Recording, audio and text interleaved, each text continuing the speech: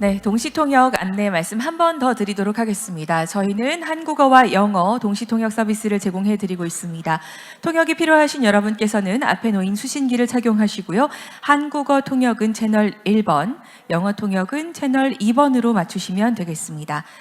If you require simultaneous interpretation, please pick up the device in front of you and tune to channel 1 for Korean and channel 2 for English interpretation.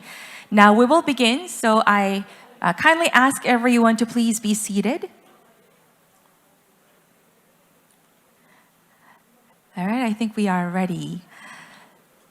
So good morning and welcome, ladies and gentlemen, to the day 2 of the Global City Tourism Summit. My name is Serena Yoon. It is an honor. 네, 안녕하십니까. 저는 윤수린입니다. 오늘 이렇게 행사를 시작할 수 있어서 영광입니다. 사회 사회를 맡은 국제회의 전문 MC 윤수린입니다.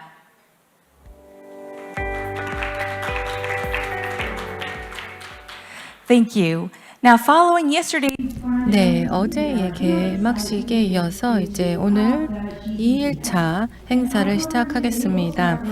네, 그러면 이제 주제 세션 1을 시작을 하고요. 그리고 이후에 주제 세션 2가 있겠고요. 그 이후에 다른 또 도시 관광 세션과 또 청년 관광 커넥트 토크쇼가 준비되어 있습니다. 그러면 오늘 2일차 주제 세션 1을 시작을 하겠는데요. 바로 미래와 또한 도시 관광 그리고 AI 시대의 도전 과제에 대한 내용을 다루게 됩니다. 네, 오늘 또 많은 의미 있는 또 인사이트가 넘치는 또 강연을 듣게 될 텐데요. 그래서 먼저 첫 번째 발표자를 모시도록 하겠습니다. 저희 첫 번째 발표자인 마리아나 시갈라 뉴캐슬 대학교 인터내셔널 호텔 스쿨 교수님을 모셔서 발표를 듣도록 하겠습니다. 발표 주제는 관광, 일 그리고 경험을 재정의하는 AI의 힘입니다. 네, 그러면 큰 박수로 환영해 주시기 바랍니다.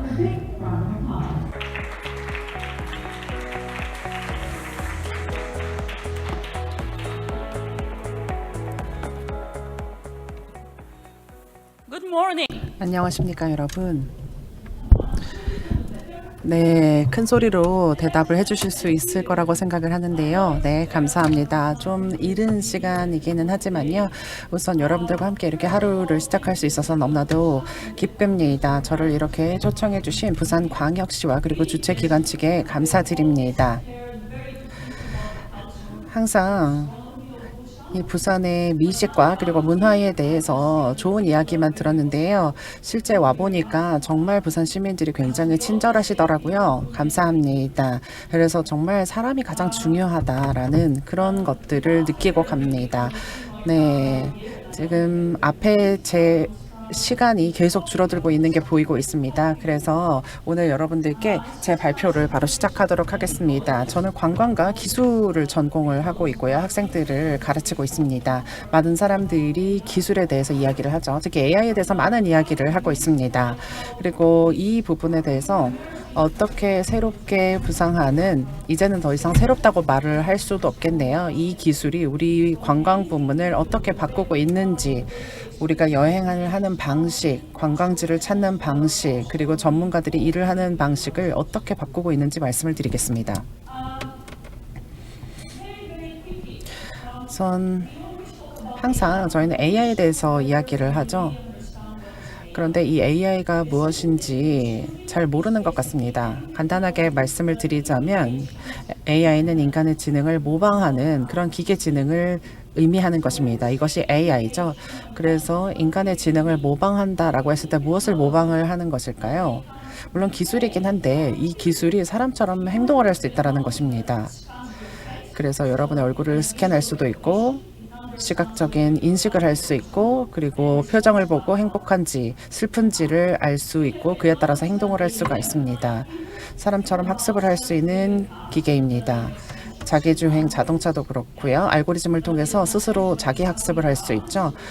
그래서 언제 가속을 해야 할지 멈춰야 할지를 알 수가 있습니다. 사람보다 학습을 하는 속도도 더 빠르다고 합니다. 예를 들어서 말씀을 드리자면 우리는 사람으로서 이 실수를 함으로써 배우게 됩니다. 예를 들면 플러그에 손가락을 절대 넣으면 안 되죠. 손가락을 만약에 넣으면 전기 충격을 받게 됩니다. 그렇게 되면 다시 반복하면 안 되겠다. 10번 정도 실수를 한 이후에 그렇게 하면 안 되겠다라고 배우는데요. 그런데 이 기계 같은 경우에는 다른 스마트카로부터 정보나 데이터를 받기 때문에 실수를 반복을 할 필요가 없습니다. 주변 환경을 즉각적으로 인식을 해서 가속을 더 빨리 할 수가 있는 거죠. 그래서 어떤 기술이 되었든 인간의 지능을 모방하는 것을 AI라고 부릅니다. 이 AI는 단순히 하나의 기술만을 의미하는 것이 아닙니다. 다양한 기술들이 복합적인 것이 바로 AI입니다. 이미지 인식, 음성 인식, 비디오 인식, 그리고 LLM, 챗GPT가 그렇죠. 이런 챗GPT는 우리가 질문하는 것에 답을 할 수가 있습니다. 가장 놀라운 것은 이 AI라고 하는 것은 기술이면서도 다양한 형태가 될 수 있다는 것입니다. 로봇 안에 설치가 될 수도 있고요. 그래서 로봇이 인간처럼 행동하게끔 할 수 있고요. 그리고 예를 들면 웹사이트에 있는 챗봇이 될 수도 있습니다. 여러분이 질문하는 것에 응답을 할 수가 있는 거죠. 다양한 형태를 띌 수가 있습니다. 다양한 기술들이 복합적으로 다양한 형태를 띌 수 있게 되었습니다. 이 AI에 대해서 더 놀라운 점이라고 하면 지난 수년 동안 저희는 생성형 AI에 대해서 많은 이야기를 나누고 있습니다. AI는 이 문맥을 생성을 할 수가 있습니다. 더욱더 흥미로운 것은 요즘 이 생성형 AI라고 하는 것이 멀티모달이 되어 가고 있습니다. 다중모달이라고 하는 것은 이해도 할 수 있고 다양한 형태의 컨텐츠를 생성할 수 있다는 것입니다. 아마 다 해보셨을 것 같아요.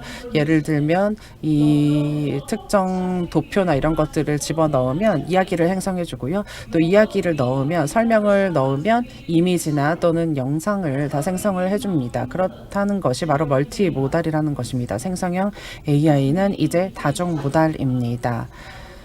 어떻게 우리에게 도움이 될지는 여러분이 상상을 하실 수가 있을 것이라고 생각을 합니다.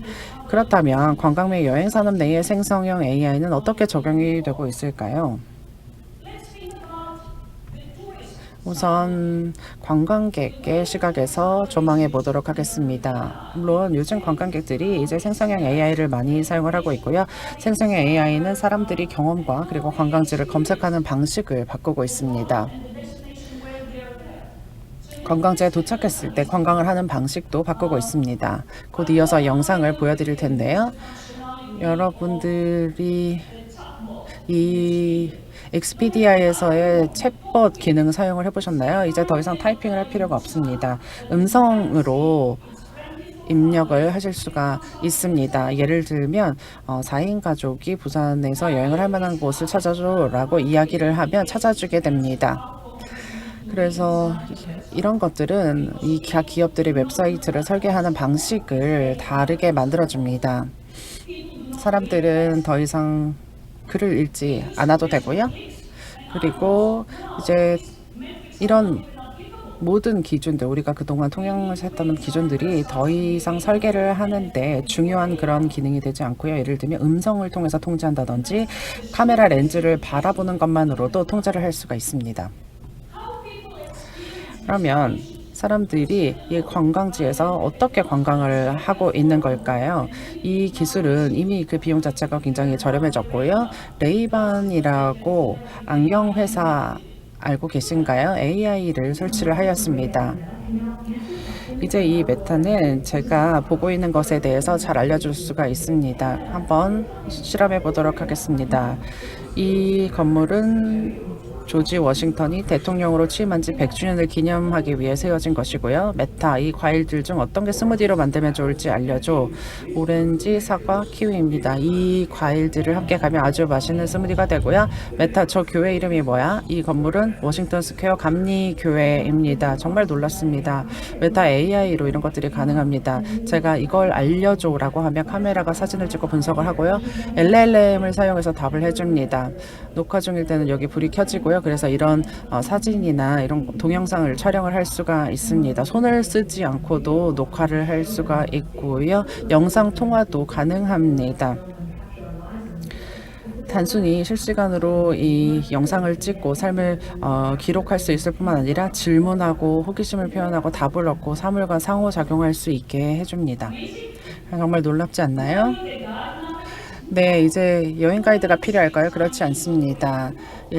중국어나 한국어나 이런 것들을 배울 필요가 있을까요? 그렇지 않습니다. 제가 영어로 안경에다 이야기하면 안경에서 통역을 해주고요. 그리고 이제 한국어를 들으면 메타 안경이 여러분을 위해서 영어로 통역을 해줄 겁니다. 제가 안경만 끼고 내가 보고 있는 것에 대해서 질문을 하면 알려줄 겁니다. 그리고 이 관광지 여행을 도와줄 친구가 필요할까요? 그렇지 않습니다. 제 친구 대신에 안경을 끼면 됩니다. 이 안경을 통해서 내가 보고 있는 것을 다 알 수가 있습니다. 완전한 변화죠. 혁신과도 같은 변화라고 할 수 있습니다. 그러면 이 AI가 이 기업들이 비즈니스를 하는 방식을 어떻게 바꾸고 있는지 말씀을 드리도록 하겠습니다. 3년 전에 나왔던 영상인데요. 이 영상을 통해서 덴마크가 이 관광객을 유치하기 위해서 AI를 통해서 어떻게 광고를 만들었는지 보여드리도록 하겠습니다. TV와 그리고 소셜미디어에서도 많은 영상 조회수를 기록한 광고입니다. 네, 안녕하십니까 관광객 여러분. 관심을 가져주셔서 감사합니다. 그런데 솔직히 말해서 저를 보기 위해서 몇 시간씩 줄을 서 있는 건 휴가를 보내는 좋은 방식은 아니겠죠. 저는 수세기 동안 이 자리에 있으면서 정말 많은 걸 봤습니다. 관광객들끼리 밀치고 떠밀고 그건 그다지 아름다운 광경이 아니더라고요. 빈센트 반 고흐로서 이렇게 말하고 싶습니다. 제 그림만 보러 오지 말고 덴마크로 가보세요. 거기선 인파를 피하고 또 삶의 진정한 어떤 단순한 즐거움을 누릴 수가 있습니다. 아름다운 마을을 자전거를 달리면서 구경할 수도 있고요. 그림 같은 해안을 탐험할 수도 있습니다. 덴마크의 미식도 빼놓을 수 없죠. 정말 놀랍습니다. 이것이 여행의 진정한 기쁨이고요. 예기치 못한 놀라움과 모험, 또 익숙한 길을 벗어날 때 찾아오는 경험들을 여러분이 가질 수가 있습니다. 이 박물관에 있으면 가끔 외로우니까 나중에 찾아오시기 바랍니다.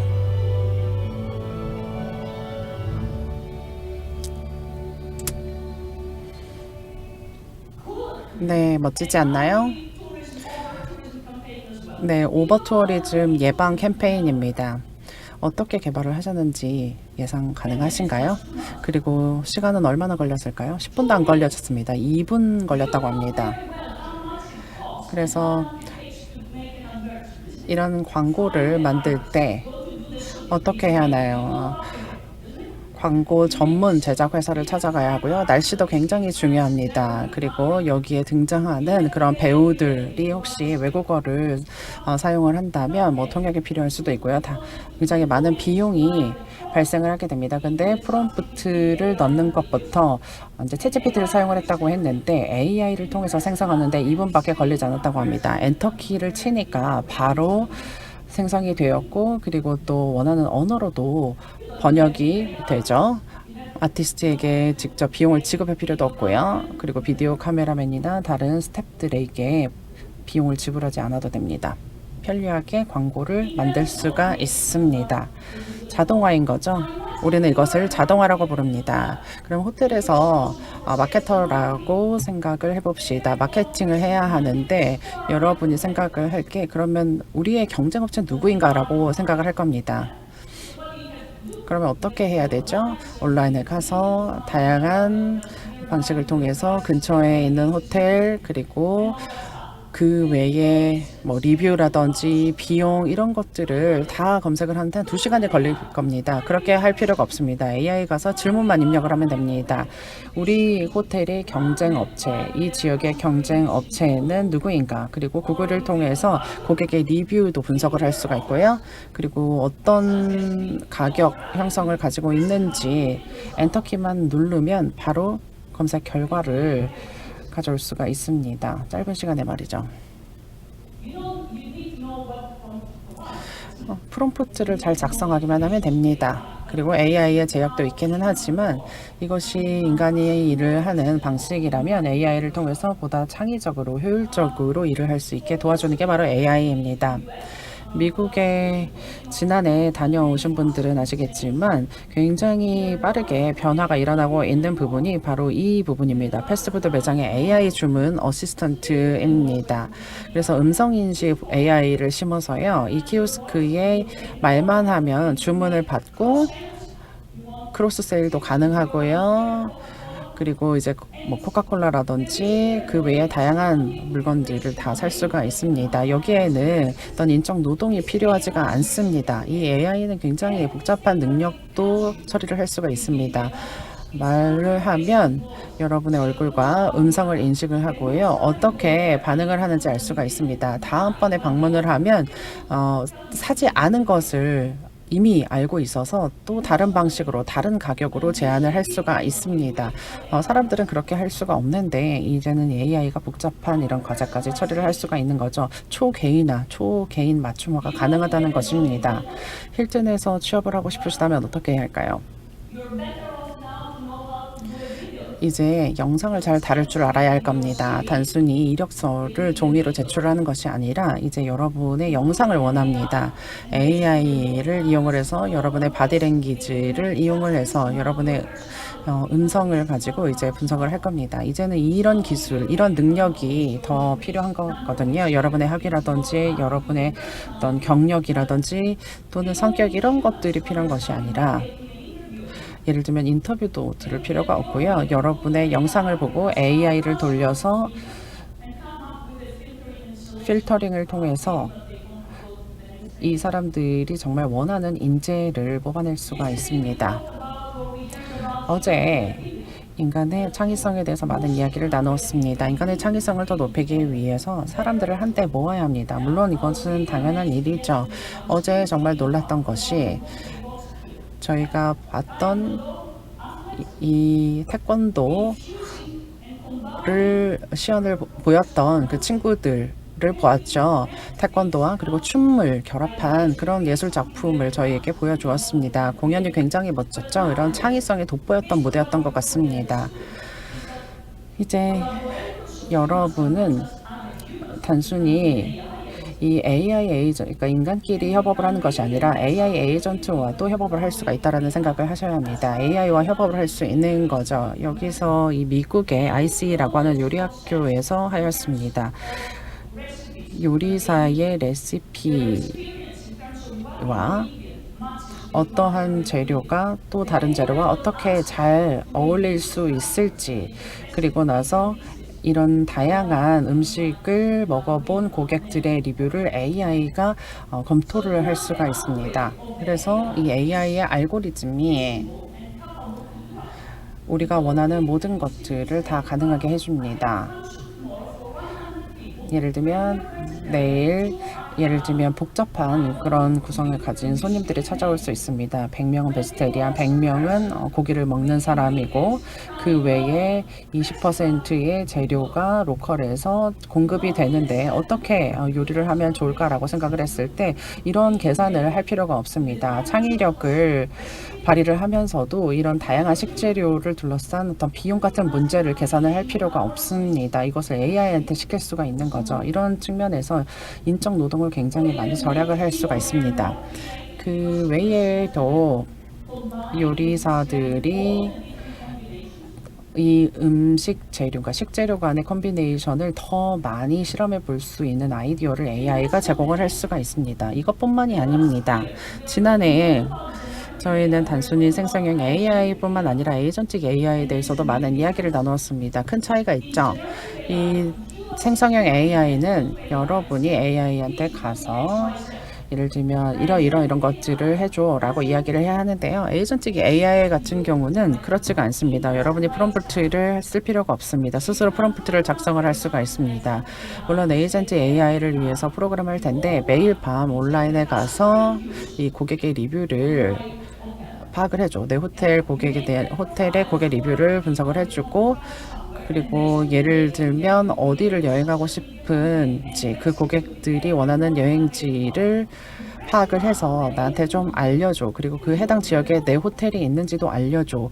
이런 식의 구체적인 프롬프트를 대신 이행을 할 수가 있습니다.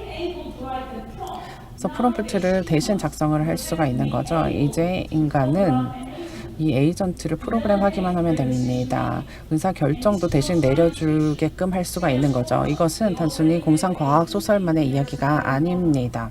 CRM 프로그램도 대신 돌리게 할 수도 있고요. 마이크로소프트는 결국 매출 관리, 호텔의 매출 관리 시스템을 위해서 에이전틱 AI를 실행을 하고 있고요. 세계적 자산 운용사인 블랙록도 역시 아시모프라는 에이전틱 플랫폼을 개발을 하였습니다. 그래서 회의를 하기 전에 매일 아침 다양한 그런 회의 자료를 미리 준비할 수 있도록 시키고 있습니다. 그래서 여러분이 어디에 위치해 있든지 상관없이 CEO에서부터 말단 사원에까지 에이전틱 AI를 통해서 업무를 하는 방식이 완전히 바뀌게 될 겁니다. 그리고 이미 AI가 이미 사람들의 이 관광업계 내에서의 경험을 완전히 바꾸고 있다라고 말씀을 드렸습니다. 그래서 AI를 통한 어떤 합성 경험, 가상의 경험이라고 말씀을 드리도록 하겠습니다. 이 용어는 물론 통일된 용어가 아니어서요. 다양한 사람들이 다르게 부르고 있습니다. 가상 경험, 하이브리드 경험, 그리고 피지털 경험, 메타버스 경험이라고도 부르고 있는데요. 그런데 고정관념이 있습니다. 이런 가상의 경험은 진짜 경험만큼 좋지가 않다. 손에 잡히지 않고 중요하지 않은 것으로 여기고 있습니다. 그런데 현실에서는 어떤가요? 이런 경험은 정말 많은 사람들을 유치를 하고 있죠. 실제 경험보다 더 많은 사람들이 관심을 가지고 있고요. 가상 경험에 심지어 사람들이 돈을 지불할 그런 용의가 있습니다. 회사들은 이를 통해서 이런 경험을 판매함으로써 돈을 벌고 있습니다. 그렇다면 AI는 어떻게 이 가상의 경험을 만들어 내고 있는 것일까요? 이 사람들 느낌, 감정, 생각, 그리고 이 다중 감각적인 자극, 그리고 장소성, 그 장소에서 느끼는 그런 경험들, 다른 사람들과 함께 있다는 존재감, 그리고 해당 상황에 얼마만큼 몰입을 할 수 있는지. 그렇다면 AI는 어떻게 가상 경험을 만들어내는 것일까요? 이 모든 요소들을 한데 통합함으로써 이 가상 경험을 만들어내고 있습니다. 물론 그렇게 간단하지만은 않겠죠. 지금 AI가 사람들로 하여금 모든 이 요소들을 다 가상 경험에 통합을 시키고 디지털화 시키고 있습니다. 그렇다면 공간적인 경험은 어떨까요? 장소감이 있고요. 실제 사람들이 존재를 하는 것이겠죠. 그 외에 메타버스도 있고요. 또 가상의 공간이 있습니다. 그런데 그 중간에는 혼재된 현실 감각이 있습니다. 혼재된 장소성이 있는 거죠. 포켓몬이라고 아시죠? 이 포켓몬 같은 경우 게임을 하게 되면 여러분이 그 장소에 실제 하지만 여러분이 카메라를 들이대면 증강현실로 여러분이 잡고 싶은 아이템이 보이게 됩니다. 그리고 VR 기기를 착용을 하고 그런데 그 손에 잡은 기기를 통해서 게임을 하면서 그 게임 가상 공간에 있는 다른 플레이어와 상호작용을 하게 됩니다. 굉장히 흥미롭죠? 그 외에 적용 사례에 대해서 말씀드리겠습니다. 이미 여러분들은 증강현실 앱을 사용을 하실 거예요. 사진을 찍어서 이 사진이 무엇인지, 그리고 누가 이걸 사용을 했는지, 누가 이곳에 살았는지 이런 것들을 알아보는 데 사용을 하고 계실 거라고 생각을 합니다. 몬트리올 같은 경우에는 밤에 이 몬트리올의 빛의 기억이라는 장소가 있습니다. 여러분 앞에 홀로그램이 보이는 겁니다.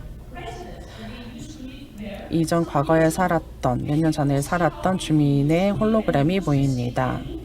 그래서 도심을 다니면서 여러분 눈앞에서 실제 살았던 사람들과 상호작용을 할 수가 있는 거죠. 굉장히 흥미롭죠. 마치 과거의 어떤 영화 속에 여러분이 들어간 듯한 그런 느낌을 줄 겁니다. 저는 그리스 사람인데요. 산토리니라고 하는 이 전설적인 섬이 있습니다. 여기에는 잃어버린 아틀란티스로 잘 알려져 있는 섬이죠. 이 섬에서는 9D 경험이라고 하는 것을 만들어냈습니다. 사실 3D 경험까지는 알았는데 9D가 무엇인지 저도 최근에 알게 되었습니다. 이 9D라고 하는 것은 이 모든 AI 아바타와 홀로그램을 이용을 하는 겁니다. 그래서 플라토와 인터뷰도 할 수 있고요. 플라토가 여러분에게 직접 이야기를 하는 겁니다. 그래서 지필했던 이 잃어버린 아틀란티스에 대한 책에 대해서도 이야기를 해주는 것이고요.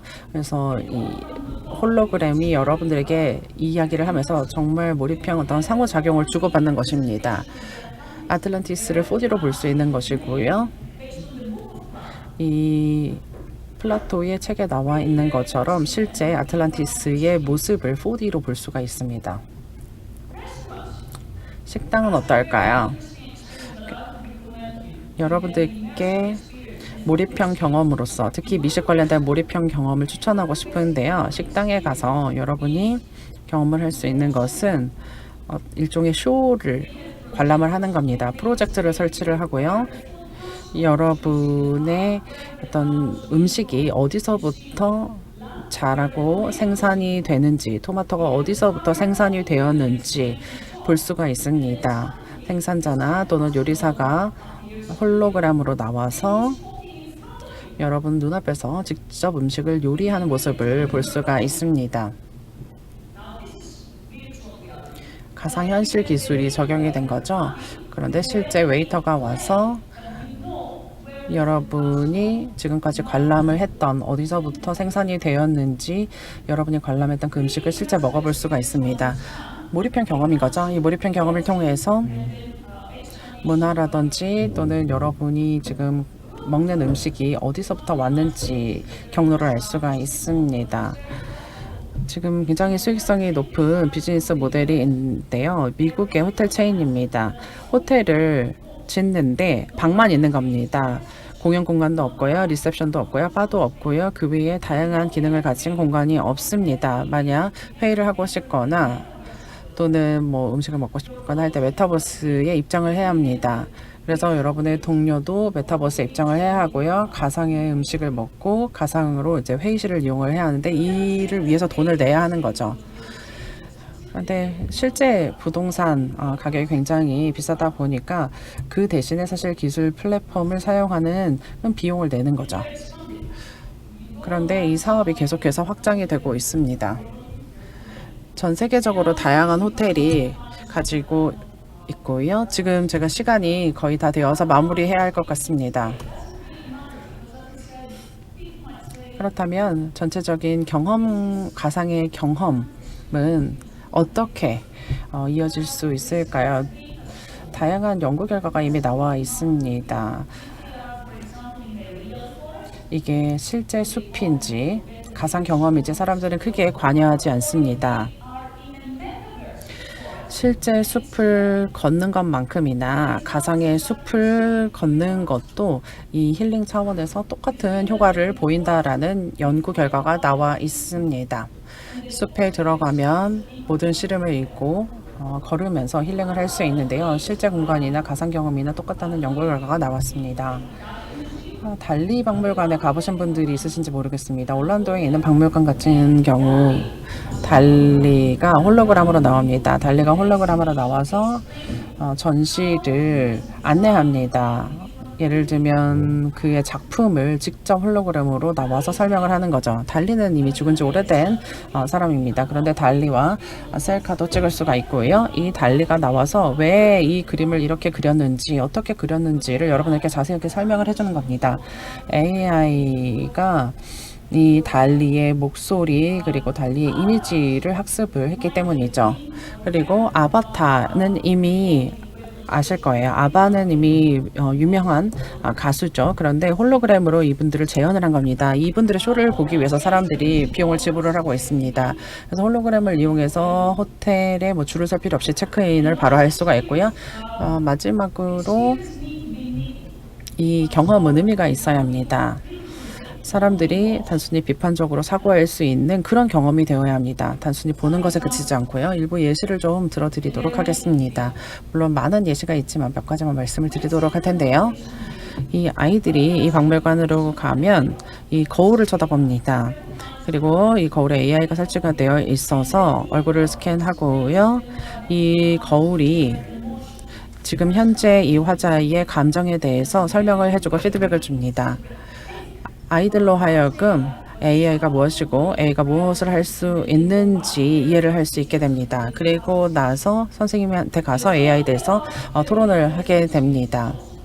그래서 즐거운 경험일 뿐만 아니라 비판적으로 사고할 수 있는 기회를 주는 경험이라고 할 수 있습니다. 네, 그럼 마지막 예시에 대해서 말씀을 드리도록 하겠습니다. 이 뉴욕에 있는 박물관인데요.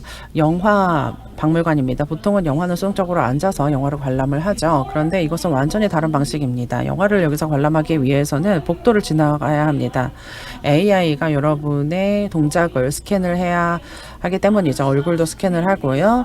여러분에 대해서 여러분의 개인적인 성격과 여러분의 태도, 여러분의 어떤 가치에 대해서 이해를 하고요. 영화를 보게 되면 여러분의 얼굴이 이 배우의 몸 위에 투사가 됩니다.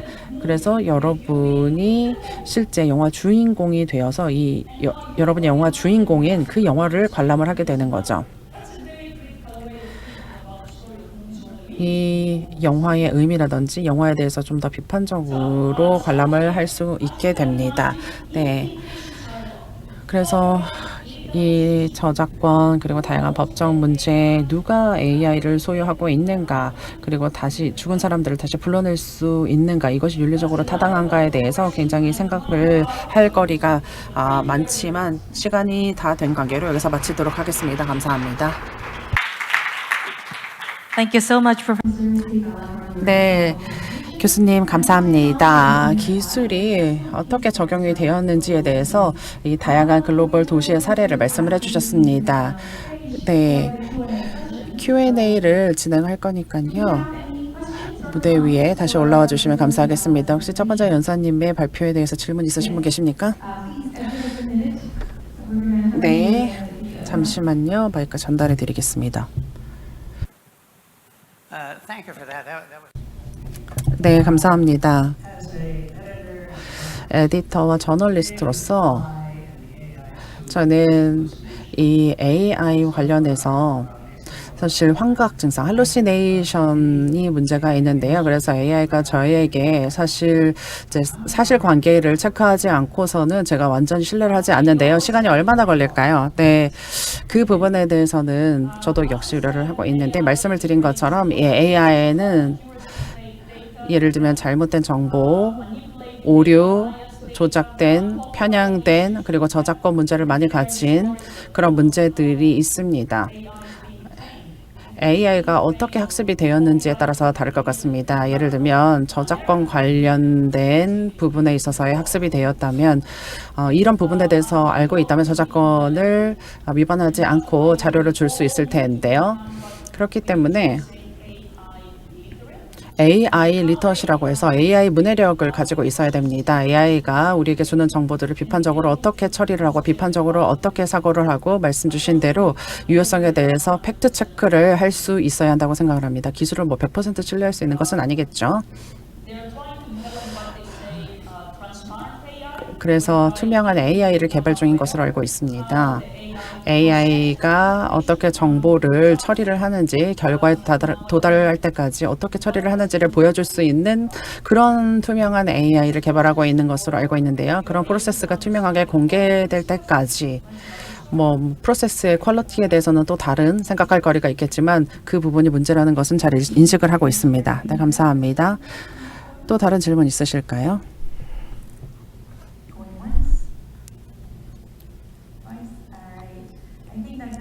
네, 감사합니다. 교수님, 다시 한번 큰 박수 부탁드립니다.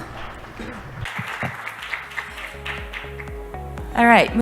네, 감사합니다. 그러면 다음으로 넘어가겠습니다. 다음 강연은요, 안드레아스 스피셔 마스터카드 공공부문 아시아 태평양 지역의 부사장님께서 관광 지출 데이터 분석을 통한 도시 관광 활성화를 주제로 발표를 해주시겠습니다. 무대에 벌써 이미 올라와 주셨는데 큰 박수 부탁드립니다. 네, 감사합니다. 네, 그리고 오늘 이렇게 함께 해주신 분들도 주최 측에 또 부산시에 감사드립니다. 예, 뭐 벌써 여러 차례 왔는데요. 네, 또 교수님 다음에 발표를 해야 되니까 조금 부담스러운 게 있습니다.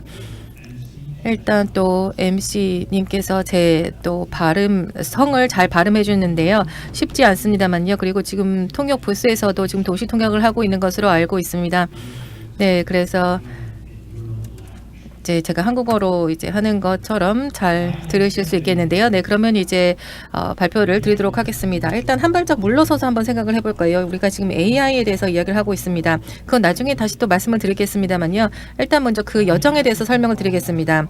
왜 마스터카드가 지금 이렇게 무대에 올라서 발표를 하는지 궁금하실 수가 있을 겁니다. 저희가 하는 일들을 아시면 네, 바로 이런 것들입니다. 혹시 이거 갖고 계신 분 계신가요? 네, 실제로 플라스틱 카드를 갖고 다니시는 분 계신가요? 이거는 제가 법인카드라서 갖고 다니는데요. 네, 그냥 여기다 내려놓도록 하겠습니다. 요즘은 사실 이렇게 물리적인 실제 카드를 갖고 다니는 사람들이 많지 않습니다. 디지털 카드를 많이 사용을 하고 있는데요. 마스터카드에서 하는 일에 대해서 말씀을 드리겠습니다. 저희가 또 잘 알려진 것은 지난 60년 동안 이런 지불 결제 서비스를 제공을 하고 있습니다. 약 150만 이상의 가맹점이 있고요. 전 세계 뭐 비자, 아멕스 등의 가맹점도 있겠지만요. 굉장히 많은 또 가맹점들이 있습니다. 그리고 여러분들 다 휴대폰을 또 사용을 하면서 이것으로 많은 지급 결제를 하고 있는데요. 그리고 약 2,200억 건 이상의 거래가 지금 매년 진행이 되고 있습니다. 이런 거래에 대해서 또 이따가 말씀을 드리겠는데요. AI가 바로 향후에 이런 데이터를 사용해서 관광업에서 그리고 방문객들이 무엇을 하는지 그리고 이 지출과 관련된 데이터를 분석을 해서 우리가 누구를 타겟팅해야 되는지를 알려주게 됩니다. 그래서 지금 매년 약 14억 명 이상의 관광객들이 자국을 떠나서 여행을 하고 그 과정에서 1조 9천억 달러 이상을 소비를 하게 됩니다. 그래서 뭐 중국에 가보신 분들은 아시겠지만요.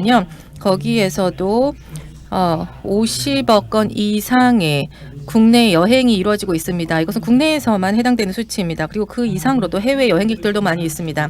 우리가 이렇게 거래를 할 때마다 뭐 디지털 카드든 실제 카드든 이것을 통해서 데이터가 만들어지게 되는데요. AI에 이것을 분석을 함으로써 우리가 거래가 안전하게 이루어질 수 있도록 하고 있습니다. 적절한 거래가 이루어질 수 있도록 보안도 신경 쓰고 있는데요. 이런 데이터 포인트를 보시면요. 이 거래상에서 나타난 데이터를 우리가 이제 수집을 하게 됩니다. 예를 들어서 싱가포르 에어라인에서 뭐 2달러짜리 거래를 한다 하더라도 우리는 이제 그 데이터 포인트를 보고서 이것을 이제 사기의 가능성이 높다 아니다 이런 걸 판단을 하게 됩니다. 왜냐하면 싱가포르 항공사에서는 2달러짜리 거래를 하는 경우는 거의 많지 않기 때문입니다. 예를 들어서 세븐일레븐에서 3,000달러짜리 거래를 한다.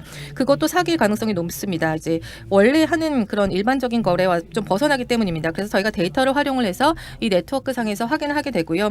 그리고 여러분들의 거래도 맞는지 안전한지 그리고 관광 분야에서 여러분 또 소비자에 대한 이해를 강화하는 데도 사용을 하고 있습니다. 그 부분에 대해서 오늘 발표를 드리고자 합니다. 네, 그러면 좀 더 다음 단계로 넘어가기 전에요. 좀 설명을 드리고 싶습니다. 먼저 지금 가장 최근의 소비자와 관련된 변화 또 도전 과제가 무엇인지 설명을 드리겠는데요. 데이터 측면에서 설명을 드리겠습니다. 일단 소비자를 보면요. 가성비를 중시하는 그런 여행자들이 있습니다. 가성비를 중시하는 경우에는 이분들은 합리적인 럭셔리를 찾는 그런 소비자들입니다. 예를 들면 이들이 1달러를 사용할 때마다 뭐 예를 들어서 집에서는 뭐 1달러 1센트를 우리가 지출을 할 때 코로나 이후에는 그 인플레이션이 이제 일어나면서 그리고 많은 나라에서 이런 물가가 급등하면서 이들은 자신들이 소비하는 것 대비 가성비를 신경을 쓰고 있습니다. 그다음에 두 번째는 이제 비수기 관광이 점점 늘어나고 있다는 겁니다. 예전에는 이제 관광업에서 굉장히 어떤 전통적인 그런 계절적인 사이클을 따라갔었는데요. 이제 코로나가 지나면서 여러 서구권에 있는 특히 여행자들이 유연한 휴가를 사용하고 그리고 저렴한 그런 비성수기 요금을 활용을 해서 점점 더 많은 여행을 하고 있습니다.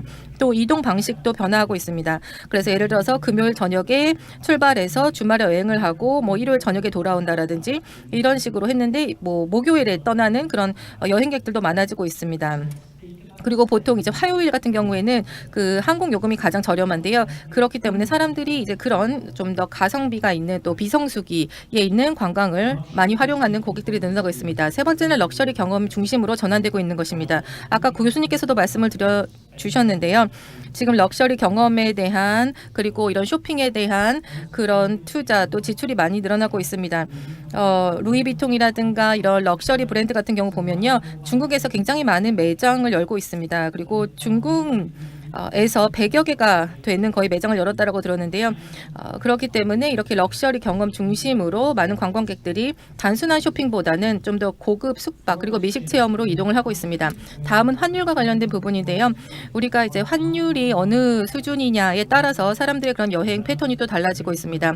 그래서 우리가 어느 곳으로 여행을 갈지 그리고 사람이 어떻게 소비를 할지 영향을 끼치고 있습니다. 그래서 이런 환율 예를 들면 뭐 파운드라든가 유로 그리고 미국 달러 같은 경우의 그 지출액에 영향을 끼치고 있습니다. 그리고 또 반대도 있는데요. 예를 들면 지난 2년간 뭐 일본 같은 경우를 보면요. 엔이 굉장히 약세를 보였습니다. 그렇기 때문에 일본 사람들은 해외 여행을 많이 하지 않고요. 대신 반대로 해외에 있는 사람들이 일본을 즐겨 찾는 그런 여행지로 이제 선택을 하고 있습니다. 왜냐하면 이제 예전보다도 더 적은 비용으로 이렇게 일본을 여행할 수 있게 되었기 때문입니다. 그래서 외환 또 환율이라는 것이 영향력을 끼치고 있다는 것도 여러분들이 타겟팅하는 데 있어서 고려를 하셔야겠습니다. 그 다음은요, 비즈니스와 여가를 결합한 여행이 늘어나고 있는데요. 지금 여기 저희가 부산에 와 있습니다. 예를 들어서 이제 뭐 일요일 저녁부터 시작을 하는데요. 그러면 우리가 뭐 하루 좀 일찍 오거나 하루 더 늦게 떠나거나 이런 식으로 이제 여행을 좀 조절하는 분들도 있습니다. 출장을 왔을 때도 이제는 여가와 결합한 것들이 있기 때문입니다. 이제는 5G도 있고 데이터도 있고 기술이 발전했기 때문에 컴퓨터를 그리고 대부분 이제 클라우드 기반의 서비스를 사용을 하고 있습니다. 그렇기 때문에 데이터를 전 세계 어느 곳에서나 우리가 접속해서 활용을 할 수가 있습니다. 그렇기 때문에 많은 사람들이 이제 이렇게 출장을 와서 내지는 또 여행을 와서 좀 더 길게 체류를 하면서 굳이 밤 비행기를 타고 바로 갈 필요가 없이 뭐 하루 정도, 하루 반 정도 그렇게 해서 코로나 대비해서 그 여행 기간도 늘어났다라는 그런 통계가 있습니다. 그래서 좀 더 장거리 항공편 같은 경우에 예전에는 뭐 7일 정도에 걸려서 여행을 했었는데요. 이제는 뭐 한 10.1일 정도까지 그 체류 기간이 늘어났습니다. 그다음에 뭐 지역 영내 항공편 같은 경우에는 예전에는 뭐 2.8일, 2.9일 정도였는데요. 이제는 이것이 5일까지로 늘어났습니다. 사람들이 뭐 출장을 해서 오면 그 전날 와서 저녁에 뭐 식당에 가거나 아니면 재즈 클럽에 가거나 이런 식으로 여가와 결합된 형태가 늘어나고 있습니다. 네, 그래서 그다음에 다음은요. 또 새로운 그런 방식을 활용한 그런 여행들도 늘어나고 있는데요. 또 중동에서 또 많은 사람들이 이 아시아로 여행을 오고 하는 또 아프리카 지역으로 여행을 하는 사람들도 늘어나고요. 그래서 그분들의 이제 개인 지출액을 보면요. 예를 들면 리테일보다는 이분들이 이제 어떤 맛있는 미식 여행에 또 외식 또 체험 중심의 여행을 선호하는 경향이 나타나고 있습니다. 다음을 보면요. 도시 경쟁력에 대해서 말씀을 드려보겠습니다. 체코의 프라하 사례인데요. 이 프라하 같은 경우에는 굉장히 분주한 도시입니다. 프라하 가보신 분 계신가요? 네, 굉장히 좋은 도시입니다. 그런데 거기 가보시면 굉장히 모든 사람들이 모이는 그런 굉장히 분주한 도시입니다. 그래서 내가 뭐 기념물을 하나 보려고 하더라도 사람들이 가려서 볼 수가 없을 정도로 많은 관광객들이 있는데요. 예를 들면 뭐 크리스마스 뭐 전에는 사람들도 굉장히 모이고 그런데 뭐 11월 같은 경우에는 우리가 비성수기다라고 하는데요. 그거는 사실 그럴 때 이제 프라하와 경쟁할 수 있는 그런 도시를 본다라면요. 이 뭐 예를 들면 여러 유럽에도 도시가 있습니다. 비슷한 뭐 기후가 있는 빈, 부다페스트, 베를린 등이 주로 경쟁 도시라고 할 수가 있는데요. 스페인과 이탈리아 시장에서는 뭐 잠재적인 그런 성장 가능성을 보유하고 있습니다. 거기에도 이제 하절기에는 굉장히 많은 사람들이 찾는 곳이기도 하죠. 그래서 지금 전반적인 그런 관광 시장을 보면 여기서 뭐 부다페스트보다도 뭐 프라하를 선호하는 그런 여행객들도 있습니다. 그리고 이제 사람들을 보면 이제 부다페스트를 프라하보다 비엔나나 부다페스트를 좀 더 선호하는 그런 고객들도 있고요. 그래서 우리가 전략을 볼 때는 이 각각 국가별로 사람들이 이제 각 도시에 소비한 그런 비중을 이렇게 확인할 수가 있습니다. 예를 들면 프라하로 오는 이 지역에 있는 관광객들, 또 체코 공화국에서 오는 사람들, 그리고 프라하에서 어떤 부분에 주요 지출을 하고 있는지 확인하실 수가 있습니다. 일단 쇼핑을 많이 하는 사람들은 주로 이제 중동에서 오고 있고요. 그다음에 좀 더 이제 여행 자체의 즐거움을 중시하는 인조이하는 사람들 같은 경우에는 주로 뭐 네덜란드, 이탈리아, 스페인에서 오게 되고요. 그다음에 럭셔리 호텔이라든가 미식 체험을 즐기는 그런 사람들에 해당합니다. 그래서 아까 교수님께서도 말씀을 해주셨지만 개인별로 좀 더 개인화된 그런 타겟팅, 그런 캠페인이 필요한 것입니다. 그래서 그들에게 적합한 그들이 원하는 그런 경험을 제공을 하게 되는 것이고요. 좀 더 자세하게 말씀을 드리겠습니다. 클리커가 잘 안 되는데요. 네. 그 이외에 다른 세그먼트에 대해서 설명을 드려보겠습니다. 지금 저희가 좀 더 심층 분석을 통해서 파악한 것인데요. 먼저 첫 번째는 감성 가치 그리고 즉각적인 행복감을 느끼고자 하는 그런 도파민을 원하는 그런 여행객들이 있다는 겁니다. 지금 슬라이드가 잘못 넘어갔는데요. 이 사람들 같은 경우에는 어떤 감정적인 것들, 즉각적으로 내가 온라인으로 뭔가 공유할 수 있는 것들을 원합니다. 그래서 예를 들어서 이 로컬에서 뭔가를 만드는 거, 그래서 내가 이걸 집으로 가져갈 수 있는 그런 공예품이라든가 그곳에서만 나는 뭔가 특별한 그런 특산품 같은 것을 이제 원합니다. 어떤 감성적인 것들을 원하는데요. 그 나중에 슬라이드에서 좀 더 설명을 드리겠지만 이것이 그 해당 지역 경제에 많은 영향을 끼칠 수가 있습니다. 두 번째는 건강과 앨리스인데요. 이것도 중요한 그런 주제입니다. 여러 클래스에서도 이제 공통적으로 나타나는데요. 예를 들어서 그냥 대중적인 시장이든 아니면 고액 자산가 시장이든 마찬가지로 공통적으로 나타나는 겁니다. 한국을 찾는 경우에도 예를 들면 얼굴에 바르는 그런 뷰티 크림이라든가 이런 웰니스와 관련된 것들 그리고 멋진 이런 상품들 또 뷰티 상품들을 구매하기 위해서 오는 그런 고객들이 여기에 해당됩니다. 지금 이제 한국에서도 이런 것들로 인해서 많은 이제 인기를 얻고 있는데요. 이따가 아고다에서 오신 분이 이제 발표를 하실 때 그런 내용을 얘기해 주실 겁니다. 이 부분에 있어서는 로열티라는 것이 굉장히 중요하고요. 또 이제 항공사 같은 경우에서도 이런 트렌드를 많이 보고 있습니다. 그래서 예를 들어서 내가 뭐 어떤 항공을 이제 예약을 할 때 그것과 더불어서 이제 뭐 로열티 프로그램 같은 경우 이제 세 번째 보시면요. 고객의 어떤 브랜드 충성도입니다. 특정 항공사를 계속 사용한다라든지 아니면 호텔을 예약을 할 때도 내가 뭐 예를 들면 히틀을 예약을 하겠다라고 하는 건데요. 이제는 그런 브랜드 충성도 대신에 고객들이 원하는 그런 어떤 선호도 그리고 가치 대비 효율이라는 것이 좀 더 중요한 것으로 등장을 하고 있습니다. 다음은 서브컬처에 대한 그런 소비층이 늘어나고 있다라는 건데요. 이제 사람들이 이제 여행을 하게 되면 뭐 팬덤이나 코스프레, 뭐 게임과 같은 그런 소수적인 취향이 점점 더 주류화되고 있습니다. 그리고 여기에 뭐 엔터테인먼트에 또 많은 소비를 하고 있고요. 이거와 관련된 머천다이즈 그런 굿즈 구매에도 많은 돈을 쓰고 있습니다. 다음은 시니어와 관련된 실버 경제입니다. 또한 슬로우 럭셔리라고 부르는 것인데요. 60세 이상의 시니어 세대를 대상으로 합니다. 이들은 좀 더 퀄리티를 중심으로 하고 있고요. 좀 더 천천히 또 슬로우한 여행 그리고 좀 더 느린 소비 같은 것들을 중시하고 있습니다. 마지막 같은 것도 우리가 잊지 말아야 할 분인데요. 바로 펫 이코노미입니다. 지금 이제 해안가에 나가 보시면요, 강아지를 산책시키는 분들이 굉장히 많이 있습니다. 이게 이제 새로운 반려동물이 되었는데요. 이걸 보면서 이제 반려동물이 얼마나 중요한 그런 지위를 차지하고 있는지 알 수가 있습니다. 이제 항공사들이 이제 이런 반려동물을 어떻게 이제 해외 여행에 같이 데려올 수 있게 하는지 많은 고민을 하고 있는데요. 대중교통도 많이 사용하고 이제는 이런 그 반려동물을 같이 여행을 하는, 같이 산책도 하고 뭐 펫 카페도 있고 싱가포르 가면요 그런 것들이 굉장히 많이 있습니다. 그래서 이런 펫 산업이라는 것이 거의 지금 2025년 기준으로 한 3천억 달러이고요. 2030년까지 되면은 이게 6천억 달러 시장으로 확장될 것이다라는 그런 예측이 있습니다. 그리고 클라키 지역을 제가 전에 이제 산책을 했었는데요. 거기 갔더니 정말 놀라운 것들을 볼 수가 있었습니다. 제가 스위스에서 봤던 건데요. 그 식당 바깥에 이런 후크가 있어서 강아지들이 거기에서 이제 여러분이 뭐 커피를 마시거나 식사를 하는 동안 기다릴 수 있도록 이런 공간도 마련해 두었습니다. 그렇기 때문에 펫 이코노미라는 것도 중요한 부분입니다. 네, 그러면 또 다른 사례를 말씀드리도록 하겠습니다. 아까 여러 가지 데이터를 말씀을 드렸는데요. 뭐 예를 들면 코타키나발루에서 오신 분들도 계실 텐데요. 이 말레이시아의 조호르바루의 사례입니다. 사람들이 어디에서 주로 이제 지출을 하는지를 살펴봤는데요. 여기에 보시면 여러 세그멘트가 있습니다. 싱가포르 사람들이 여기에 가서 여러 곳에서 쇼핑을 합니다. 주말에 가서 쇼핑을 하는 분들도 있고요. 아니면 뭐 가족 여행자들도 있고요. 미식 탐험가도 있고요. 아니면 가성비형 쇼핑을 하는 사람들도 있습니다.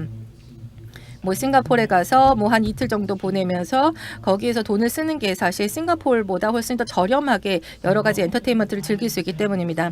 그래서 여러 가지 세그먼트로 나눠서 저희가 세분화를 했고요. 이들이 어디에서 주로 소비를 하는지를 이제 지역별로 이렇게 확인을 했습니다. 그러면 우리가 그들에게 그들이 원하는 것을 제공함으로써 적절한 타겟팅을 할 수가 있습니다. 너무 빨리 넘어갔는데요. 네. 다음은요, 이제 스페인 세비야에 혹시 가보신 분 계실까요? 네, 스페인 남부에 있는 아주 아름다운 도시입니다. 네, 사람은 굉장히 많이 있습니다. 세비야 같은 경우에는 이제 예전에는 많은 관광객들이 오는 것을 원했습니다만요. 이제는 다른 경로로 오기를 원하고 있습니다. 그래서 여기에는 5가지의 루트를 이제 어떤 관광 상품으로 설계를 했는데요. 이것을 중국 소비자들, 중국 관광객들에게 이제 홍보를 했습니다. 지금 여기 보시면 일단 에어 차이나 와 함께 이 캠페인을 했고요. 그리고 OTA라고 하는 중국에 있는 은행도 함께 했고요. 또 세비야의 관광위원회도 여기 함께 참여를 했습니다. 그래서 5개의 그런 관광 루트를 이렇게 설계를 했는데요. 굉장히 많은 사람들이 여기에 참여를 하고 있고 각 루트의 마지막마다 이렇게 방문객을 위한 전용 혜택을 또 제공을 하고 있습니다. 그래서 중국을 보면 1, 4분기부터 2, 4분기까지 보면 많은 사람들이 여기에 찾아온 것을 알 수가 있습니다. 그것보다 거의 2배 이상으로 증가를 했는데요. 그것보다 더 중요한 것은 사람들이 이런 루트를 활용해서 올 때 이것을 우리가 이제 지리적으로 다시 트래킹을 해서 이 중국 방문객들이 어떤 경로로 이제 방문해서 어떤 것들을 즐기는지를 이제 트래킹을 했습니다. 이제 소규모의 그런 사업체 같은 경우에는 이런 데이터를 가지고 여러분들이 고객들을 타겟팅하는 것도 굉장히 중요하고요. 그리고 여러 가지 이런 지출 내역을 트래킹해서 세수를 확보하는 데도 도움이 되었습니다. 이것은 스킵하도록 하겠고요. 다음은 저희가 이제 포용적인 경쟁력을 확보하기 위한 여러 가지 영향 측정 그리고 공유에 대한 내용인데만 마지막 시간이 부족해서 이제 마지막 2가지만 말씀드리도록 하겠는데요. 여기 보시면 이 지도에 이제 싱가포르에 대한 내용들이 들어가 있습니다.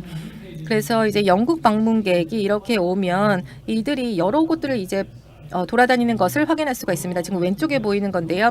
서쪽부터 지금 사실 싱가포르 같은 경우는 서쪽에 가면 별로 할 것이 많지 않습니다. 가보신 분들은 아시겠지만요. 대부분 이제 동부 쪽으로 가서 거기서 여러 가지를 이제 즐기시게 되는데요. 그런데 인도 방문객 같은 경우는 굉장히 중간 지역에 이제 집중되어 있습니다. 그래서 싱가포르를 여행을 할 때도 사람들이 각 국가 출신 국가별로 이제 이동을 하고 또 이제 방문을 하는 지역이 다르기 때문에 그것에 맞춰서 이제 차별화된 그런 타겟팅을 할 수 있다라는 겁니다.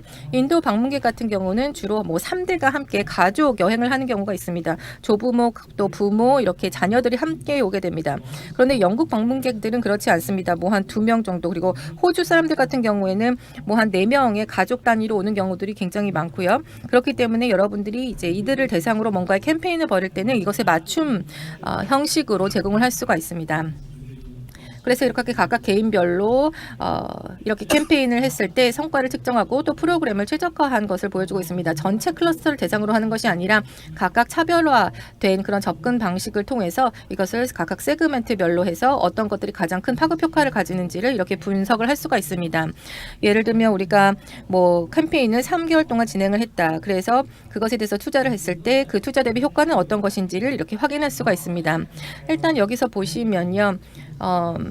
파급 효과를 우리가 이해를 할 수가 있는 것입니다. 그래서 싱가포르에서 이 해당 세그멘트에 해당되는 그런 방문객들은 주로 어느 부문에 소비를 하고 있는지 예를 들면 음식점이라든가 이런 경우는 이제 캠페인이 지나고 나서 끝나고 난 이후에도 어느 정도까지는 뭐 음식 부문이나 또 F&B 부문에는 장기적인 좀 영향을 끼치기도 합니다. 그다음에 엔터테인먼트 같은 경우에도 그렇고요. 그리고 이 낙건 이펙트라고 하는 그런 파급 효과는 방문객들이 다시 고국으로 돌아가서 자신들의 여행에 대한 것들을 SNS에 공유하면서 그때 이후에도 이 바로 우리가 투자했던 그런 마케팅 비용들이 좀 더 장기적인 그런 투자 수익으로 이어지는 경우가 있습니다. 다음 4분기까지도요.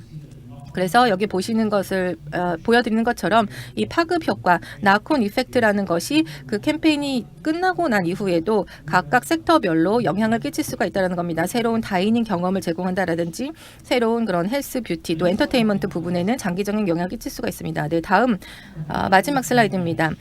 그러면 우리가 최상의 실행력을 위해서는 관리를 해야 되는데요. 물론 새로운 과제들도 많이 있습니다. 관광지의 매력도에 따라서 우리가 뭐 예를 들면 소상공인이라든가 로컬 경험 중심으로 유도를 하는 것이고요. 뭐 큰 호텔 체인이라든가 큰 뭔가 레스토랑 체인이라든가 그것이 항상 정답은 아닙니다. 두 번째는 지속 가능성인데요. 우리가 관광객이 밀집되는 곳들 그리고 거기에서 사람들을 어떻게 그런 밀집을 관리하고 그 환경에서 어떤 균형을 유지할지 그리고 그 지역에 있는 경제에도 어떻게 하면 도움을 줄 수 있을지에 대한 그런 균형을 고민을 해야 되겠고요. 태국 같은 경우 이제 중국인들이 태국에 많이 가는데요. 태국에서 이런 사업체를 운영하는 사람들은 주로 이제 중국에 있는 그런 교포들이 다는 아닙니다. 거기 보면 지역에 있는 여러 주민들이 중소 기업 같은 것들 이제 사업체를 운영을 하는데요. 거기서 보면 이제 비자라든가 이런 여러 가지 그 결제 시스템을 굉장히 디지털화하고 있습니다. 그다음에 새로운 신규 여행자를 이제 또 우리가 고민을 해야 되는데요. 새로운 세대의 또 도파민을 찾는 그런 여행자들, 아까 말씀드렸던 펫 경제, 그다음에 시니어 경제도 고려하셔야 됩니다. 그리고 이런 것들은 결국 데이터에서 시작을 하게 됩니다. 이제 데이터를 활용을 하셔서 의사 결정을 하시고 AI를 통해서 적절한 분석을 하시기 바랍니다. 그렇게 함으로써 굉장히 타겟팅된 그런 세그멘트를 대상으로 캠페인을 하시고요. 그리고 그들에게 그냥 매스 마켓을 대상으로 그냥 뭐 잡지에다 여러 가지 멋진 이미지만 쏟아놓는 것이 아니라 아주 포커스된 그리고 타겟팅된 캠페인을 통해서 소비자들이 여러분들이 있는 그런 도시로 가서 여행을 할 때 또 예를 들면 그들이 뭐 동부로 가는지 뭐 서부로 주로 가는지 어느 섹터에서 지출을 많이 하는지 또 어느 정도 체류를 하는지 그들이 또 프라하에 갈 때 뭐 어떤 것을 쓰는지 크리스마스 마켓에 가는지 등을 세부적으로 분석을 해야 됩니다. 네, 그럼 발표는 여기까지 하고 질문을 받도록 하겠습니다.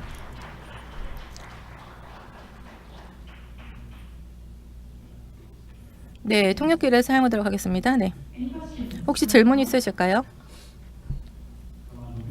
네, 여러분도 수줍어하지 마시고 질문하시기 바랍니다.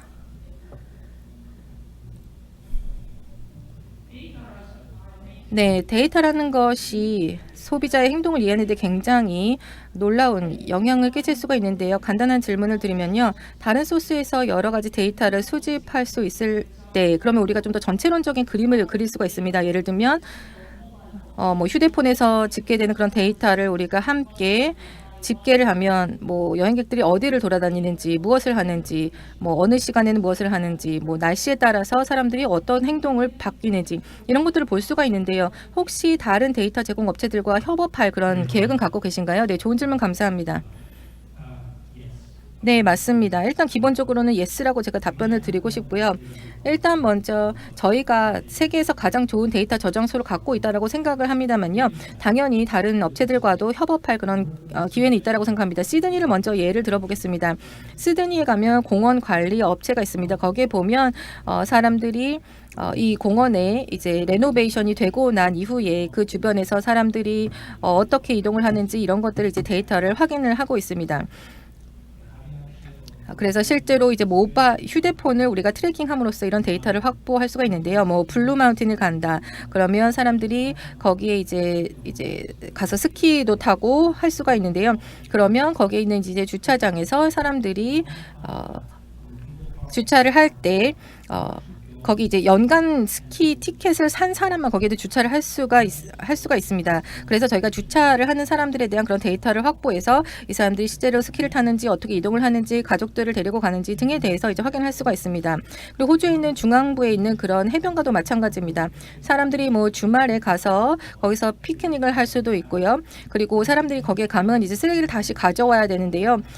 그런 것을 확인하기 위해서 우리 이런 데이터를 가지고 이 시설 사용료라든가 주차비 사용료라든가 이런 것들을 우리가 조절을 할 수가 있습니다.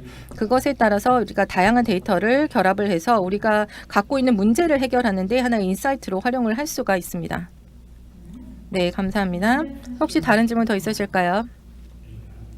네, 어쨌든 제가 계속 있을 거니까요. 네, 뒤에 질문 있는 것 같습니다.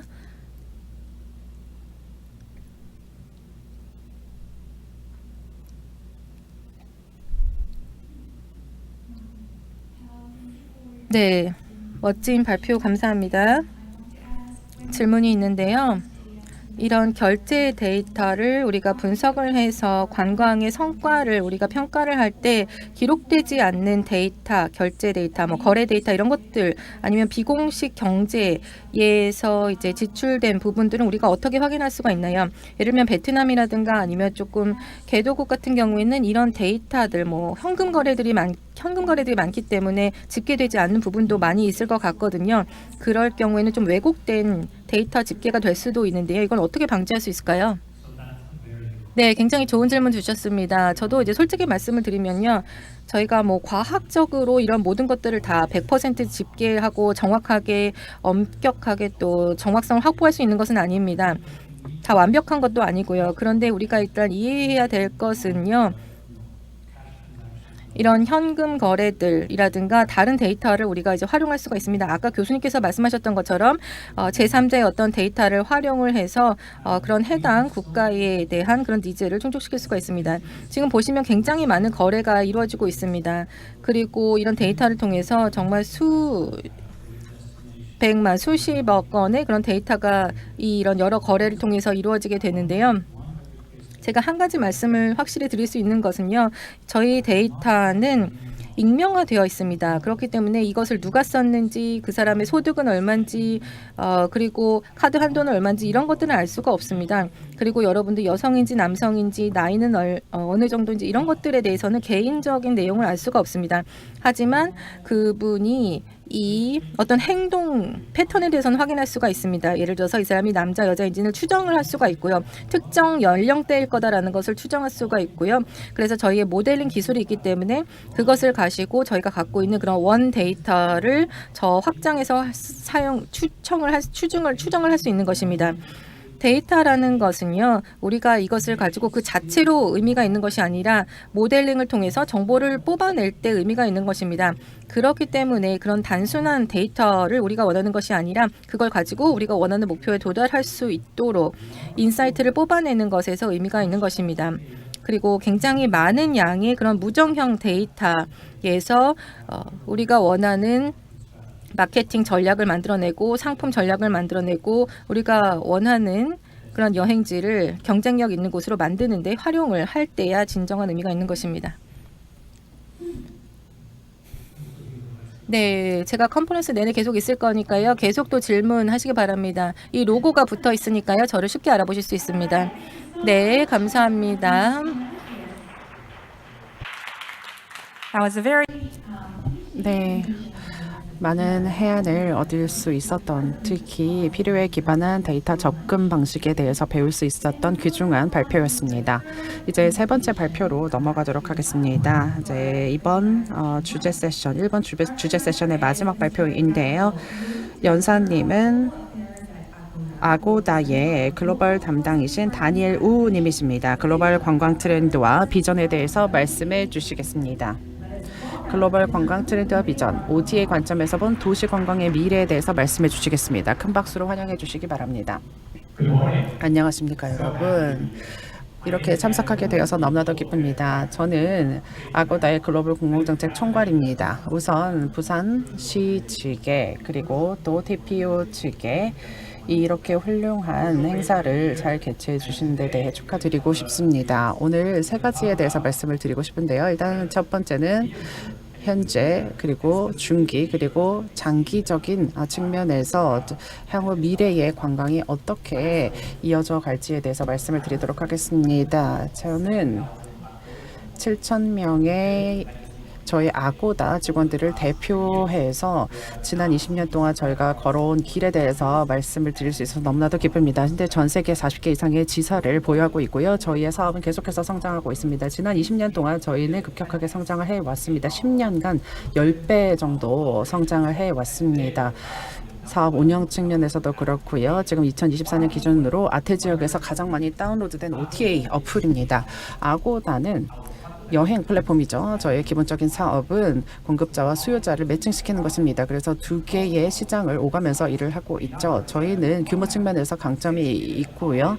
그 외에도 거의 600만 개 이상의 등록 숙소 수를 가지고 있고요. 8,400명 이상의 월간 활성 이용자 수를 가지고 있습니다.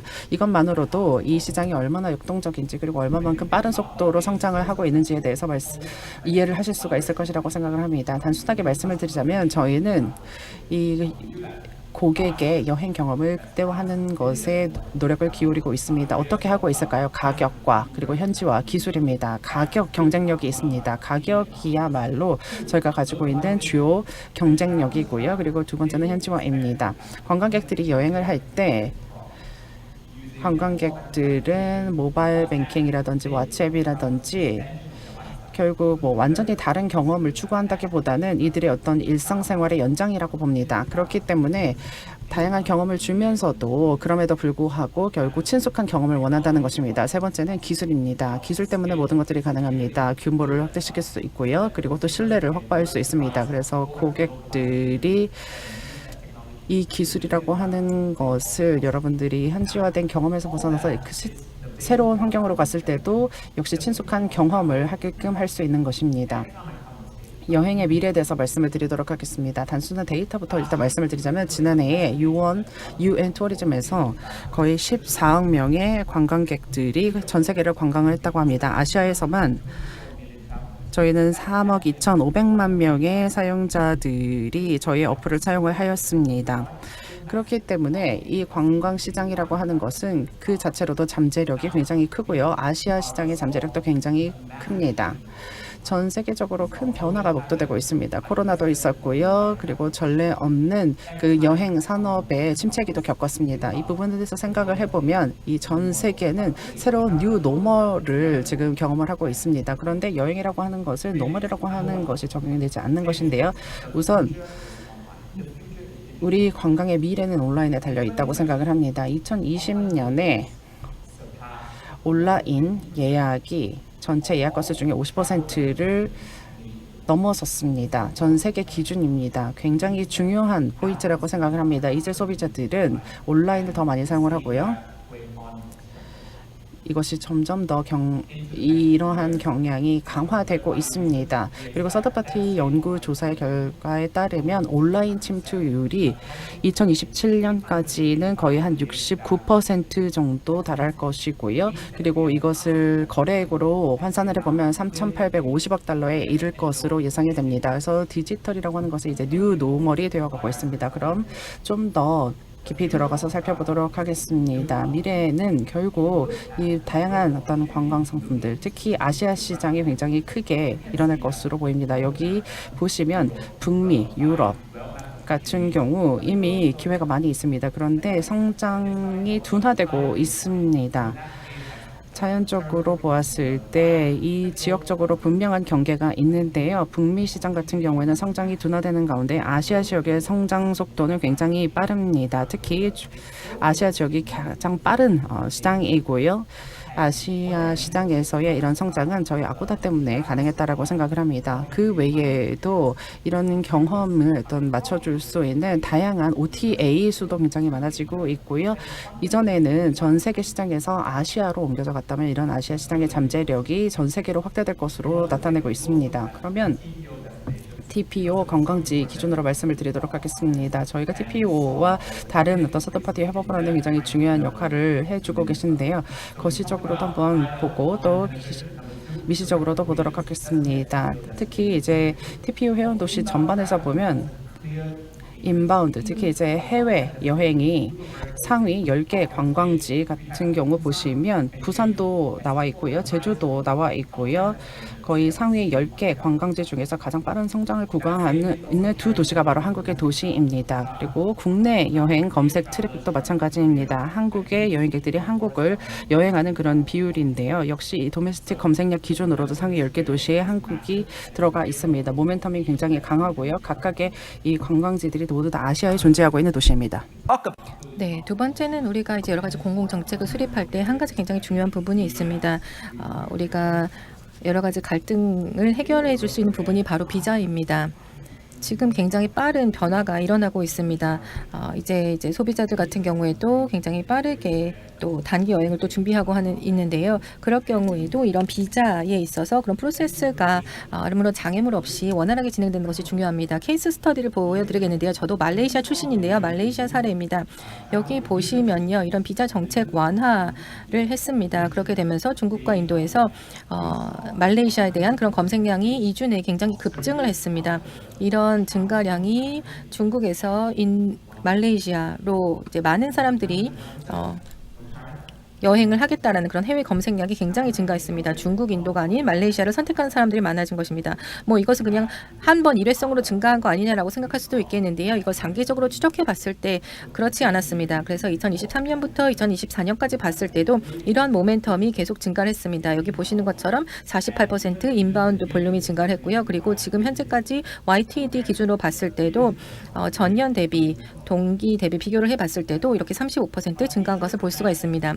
근데 비자가는 사실 그 자체만으로도 굉장한 영향을 끼칠 수가 있고요. 이 프로세스를 신청하고 발급받는 과정을 우리가 최적화하게 되면 이것이 많은 변화를 가져올 수 있습니다. 그래서 정부와 여러 관계자들과 함께 협력을 해서 우리가 어떻게 하면 이런 비자 정책을 좀 더 수월하게 할 수 있을지 고민해야 되겠고요. 세 번째는 AI입니다. AI를 사실 우리가 빠뜨리고 말할 수가 없죠. 그래서 사실 아시아 태평양 지역은 AI가 굉장히 중요합니다. 다른 OTA 이제 여행사인 부킹닷컴 같은 경우를 보면 여기에서 이제 AI와 관련된 그런 조사를 했습니다. AI를 활용하고자 하는 그런 의사가 있느냐라는 그런 경향에 대한 것들을 물어봤을 때요. 아시아 태평양 지역을 봤을 때는 한 95%의 응답자가 이야기를 했습니다. 나는 이 여정에 있어서 AI를 사용하겠다라는 사람들이 굉장히 많았습니다.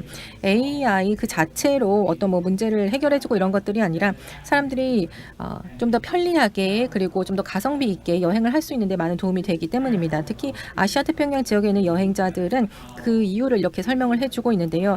아시아 같은 경우에는 굉장히 빠른 온라인 여행 성장률을 보여주고 있습니다. 그렇기 때문에 이런 모든 것들을 우리가 결합해서 봤을 때 아시아 같은 경우는 이제 여행의 미래를 바꾸고 있다라는 것을 우리가 알 수가 있습니다. 아고다 같은 경우는 저희가 여기서 굉장히 신중하게 접근을 하고 있는데요. 어떻게 하면 이런 두 가지 중요한 요인들을 그러니까 전체적으로 성장을 유지하면서 그리고 소비자들이 이 아시아 지역에서의 여행 시장을 바꿔가는 것들에 어떻게 대응할 것인지에 대해서 3단계로 전략을 갖고 가고 있습니다. 일단 먼저 저희 인하우스에 있는 여러 가지 내부적인 툴을 저희가 최적화함으로써 효율성을 높이는 것입니다. 예를 들면 고객 서비스 팁 같은 경우에는 코파일럿이라든가 여러 가지 툴을 사용을 하고 있습니다. 그러면서 고객의 민원이나 서비스를 강화하는 데 사용을 하고 있고요. 두 번째는 저희 서비스를 개선하는 것입니다. 이제 여러분 아고다에 들어가 보시면 거기에서 이제 여러 가지 그런 후기들을 우리가 AI가 요약한 버전을 볼 수가 있습니다. 세 번째는 우리가 좀 더 진화해야 된다는 것인데요. 제가 특히 관심을 많이 갖고 있는 부분입니다. AI를 어떻게 적용하느냐 그런 전통적인 이 부분에 대해서는 많은 분들이 다 이해를 하고 있습니다. 그런데 이것을 실제로 사용자가 또 시스템이 어떻게 인터페이스 되느냐에 대해서는 좀 더 많은 지식이 필요한데요. 예를 들어서 내가 다니엘이라는 제가 이제 온라인에 가서 뭔가 가족 여행에 맞는 그런 여행지를 찾고 싶다 할 경우에는 이 AI를 통해서 우리가 쉽게 확인을 할 수가 있습니다. 그런데 이제 미래의 AI가 들어오게 되면 이제 정의되지 않는 그런 영역을 보여줍니다. 예를 들면 우리가 하고 싶은 것 중에서도 일단 찾기 쉽지 않은 부분이 액티비티입니다. 왜냐하면 액티비티 같은 경우는 굉장히 많은 것들이 있기 때문입니다. 예를 들어서 일단 비교를 해볼까요? 호텔 같은 경우는 우리가 많은 것들이 알려져 있죠. 예를 들면 거기에 룸이 몇 개 있고 뭐 숙박일이 며칠 있고 항공도 마찬가지입니다. 어디에서 어디로 간다. 이제 그런 정해진 정보들이 있는데요. 사실 액티비티는 굉장히 다양한 것들이 들어갈 수가 있습니다. 뭐 투어 보트도 있고 투어 가이드도 있고요. 여러 가지 내용들이 들어갈 수가 있습니다. 저희 또 딸은 또 바나나 보트를 좋아하는데요. 그런 식으로 굉장히 다양한 변형들이 가능합니다. 그렇기 때문에 우리가 유저의 니즈를 예측하기가 쉽지가 않고요. 그런 것들을 잘 이렇게 제시해 주기가 쉽지가 않습니다. 그렇기 때문에 고객들의 대한 정보를 가지고 그 행동에 대한 정보를 우리가 파악을 해서 그들에게 맞는 그런 액티비티를 제시해 주는 것이 쉽지가 않습니다. 그래서 EEE라고 되어 있는 3단계 전략인데요. 이것을 통해서 우리가 AI가 마치 우리의 하나의 어떤 컴패니언처럼 역할을 해주면서 계속 어시스턴트로 도와주게 하는 것입니다. 그래서 이제 아이언맨 영화를 여러분들 보셨을 텐데요. 자비스와 같은 그런 AI 그리고 비서 역할을 해주게 하는 것이 저희가 이제 생각하고 있는 부분입니다. 일단 우리가 세 가지로 나눠볼 수가 있습니다. 일단 온라인 같은 경우는 일단 기본적으로 이제 미래 시장에서 중요한 부분이고요. 두 번째는 아까 비자를 통해서 우리가 이런 문제를 없애는 것이었고요. 세 번째는 AI를 적용하는 것입니다. 이렇게 함으로써 이제 미래 관광 시장을 우리가 굉장히 기억할 수가 있습니다. 어떻게 하면 이것이 가능해질까요? 아까 세 가지 제가 원칙을 말씀을 드렸는데요. 일단 먼저 미래의 시장은 결국 팀 스포츠라는 것입니다. 어느 업계도 사실 이 관광업계만큼 이렇게 다양하고 그리고 다양한 이해관계자들이 함께하는 부분이었습니다. 예를 들면 택시도 타야 되고요. 공항에서 내려오면 또 우리가 택시를 타고 그다음에 또 호텔로 가야 되고요. 그리고 액티비티와 관련된 또 관계자들이 또 있습니다. 그러니까 어떤 한 업체가 한 영역을 이제 다 지배하고 있다라고 말하기 어려운 곳이 바로 관광 산업, 관광 시장입니다. 그렇기 때문에 뭐 예를 들어서 뭐 어떤 날은 호텔이 잘 안 될 수도 있고 그럴 경우에는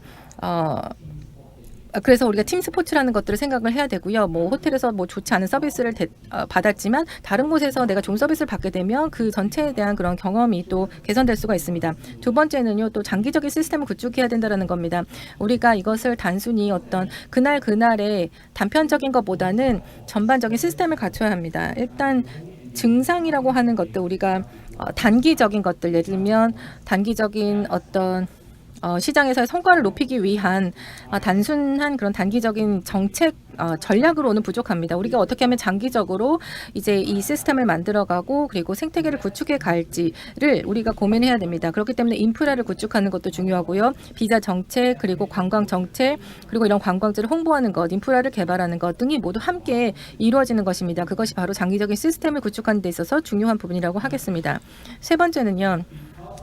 아까 말씀드렸던 것처럼 미래의 이런 관광 시장은 모든 것들이 결합되고 또 기술이 들어오는 것이기 때문에 우리가 이것과 관련된 기술에 대한 인사이트를 확보하는 것이 굉장히 중요합니다. 그래서 저희가 중앙정부 또 지자체 정부 그리고 부산시 정부와도 많은 여러 가지 인터랙션을 통해서 이런 필요한 부분에 대한 인사이트를 확보하는 데 노력을 하고 있습니다.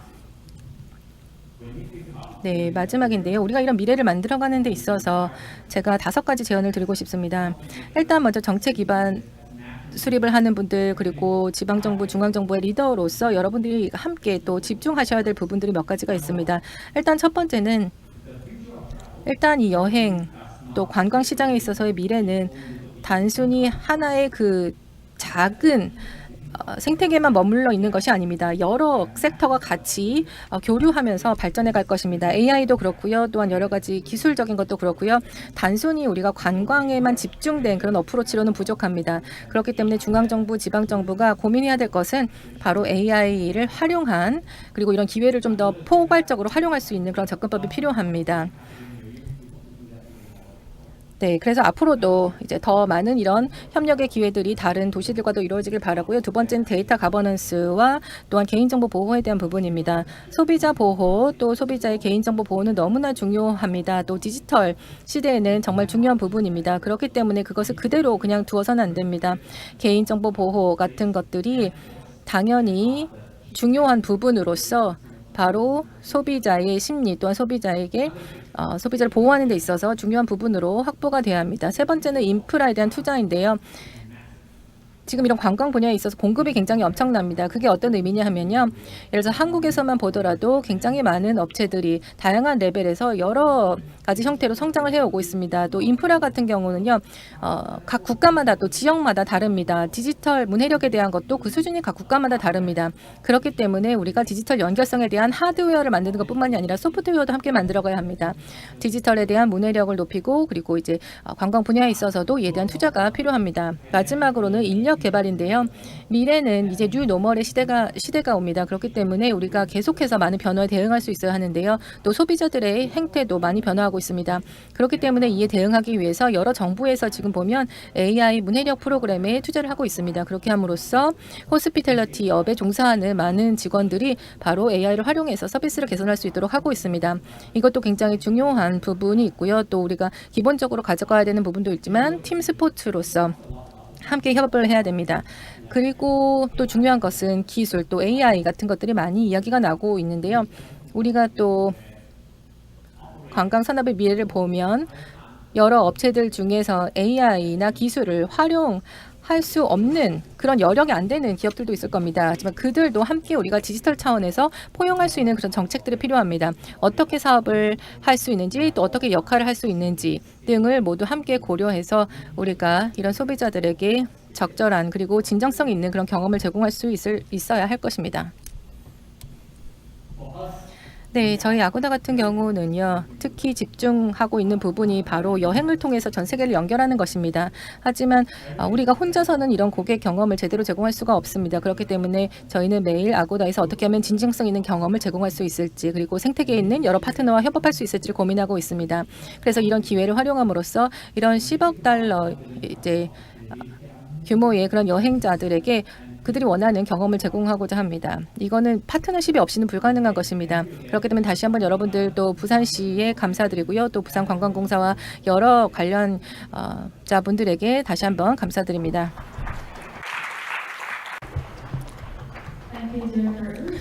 네, 우 과장님 감사합니다. 이제 질의응답 시간으로 넘어가겠습니다. 혹시 질문 있으신지요?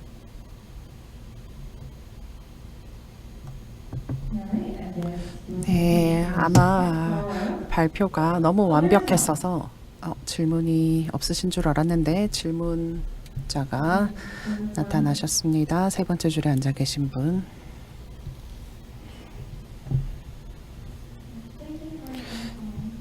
네, 많은 영감을 주신 발표 감사합니다. 제가 개인적으로 궁금한 건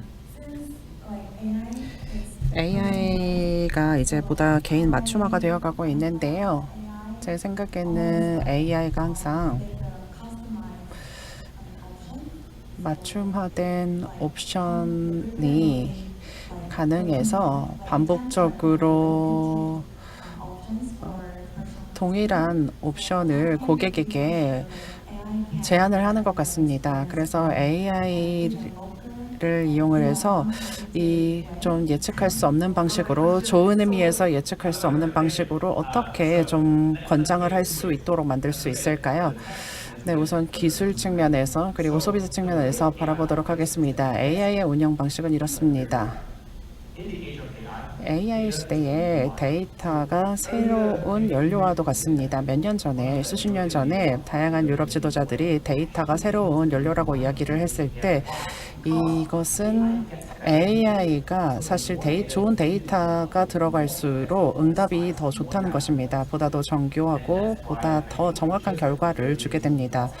그래서 AI가 이 자연적인 그리고 어떤 본능에 충실한 그런 결과를 주었을 시대에서 이제 벗어나서 좋은 데이터가 있으면 좋은 결과가 나오게 됩니다. 그리고 소비자 측면에서 보자면 OTA 특정해서 말씀을 드리는 것은 아닌데 AI의 모델이 계속 시간이 지나면서 저희가 생각하기에 이게 제대로 이 실행이 되면 AI가 천편일률적인 경험을 제공을 하는 것이 아니라 여러분 맞춤의 어떤 경험을 제공을 하는 겁니다. 시간이 걸리고요. 모델링이 필요하고요. 인프라를 짓는 시간이 필요합니다. 정교하게 정확하게 이루어졌을 때 AI는 분명 여러분만의 여정을 잘 설계할 수 있도록 도와줄 겁니다. 진정성 있는 경험을 설계하는 것이 가능합니다. 시간이 좀 걸릴 것이라는 점을 말씀을 드리고 싶어요. 그런데 사실 실제 정말 소비자들이 좋아할 만한 그런 경험을 줄 수 있도록 AI를 활용하지 않는다면 AI가 소용이 없겠죠. 그런데 AI가 결국 그렇게 도움이 되려면 결국 시간이 걸릴 것이라고 생각을 합니다. 이렇게 말씀을 드릴 수 있고 한 3년 정도 바라봅니다. 감사합니다. Questions? 혹시 다른 질문 또 있으실까요? 네, 저기 있습니다. 네.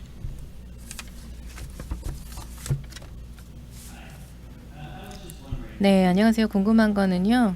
아고다 관점에서 봤을 때 CAI라든가 LLM 모델 또 챗GPT 모델 같은 경우 이제 어떤 중개 역할을 이제 대신 하고 있는데요. 그렇기 때문에 챗GPT 같은 경우 이렇게 뭔가를 추천을 해주는 예를 뭐 호텔 추천 같은 것도 많이 해주고 있고요. 그래서 뭐 로컬한 부킹닷컴 같은 경우에도 이런 것들 활용을 하고 있는데요. 네, 저희 많은 직원들이 그런 것에 대해서 또 궁금합니다. 저희 또 리더분들과 Q&A를 할 때 이런 이야기를 많이 나누는데요. 사실 혁신과 또한 관광 분야에 있어서의 우리가 혁신에 있어서는 누구 하나도 독점을 할 수가 없습니다. 이게 부킹닷컴이 됐든 클로드가 됐든 누가 됐건 각각 자기에게 맞는 그런 전략들이 있고 비즈니스 모델이 있습니다. 예를 들어서 우리가 여기 지금 사업을 해서 뭐 이걸 다 가져가겠다 이런 것들이 아닙니다. 우리는 그저 명확한 전략을 가져가길 원하고 있습니다. 기술이 점점 더 발전하게 되면서 예를 들어서 어떤 우리가 여기서 가치 창출할 부분이 있다라면 이것에 진출하자라고 하게 됩니다. 그래서 파트너십뿐만이 아니라 여러 가지 모델들을 만들어가게 됩니다. 그래서 예를 들어서 이게 지금 아무도 가지 않은 길이다. 그러면 우리가 어떤 걸 해야 될까? 우리가 어떤 전문성을 가지고 있을까를 고민하게 됩니다. 그래서 우리 전문성 같은 경우에는 일단 아무도 갖고 있지 않은 그런 공급망과 이런 어떤 네트워크를 가지고 있습니다. 사실 이런 것들을 처음부터 우리가 만드는 것이 쉽지가 않습니다. 그래서 이런 B2B 관계를 구축하는 것이 처음에는 쉽지가 않은데요. 그래서 지금 이런 기술 분야에 있어서 우리가 가치 체인을 이렇게 본다라면 일단 기술과 여러 가지 비즈니스 모델을 가지고 고객들에게 여전히 서비스를 잘 제공할 수 있는 그 비즈니스 모델이 있습니다. 챗GPT는 또 다른 레이어라고 할 수 있죠. 그러면 이걸 가지고 우리가 가치 창출할 수 있다라면 그거를 활용하자라는 식으로 이제 결합을 해서 하는 것이죠. 3년 후에 다시 또 보도록 하겠습니다. 답변 드릴 수 있도록 하겠습니다. 뭐 가능하면 1년, 1년으로 바꾸도록 하겠습니다. 네네. Right. Thank you. 네, 감사합니다. 혹시 다른 질문 있으십니까? 질문이 없으시면 이제 이 발표를 마치도록 하겠습니다. 다시 한번 여사님께 큰 박수 부탁드립니다.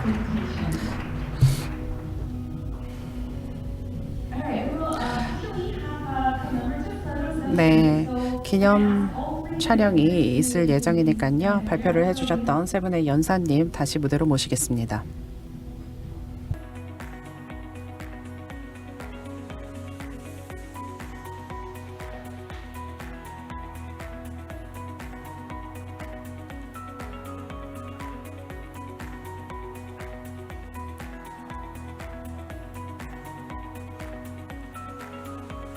Alright. Ready? Smile.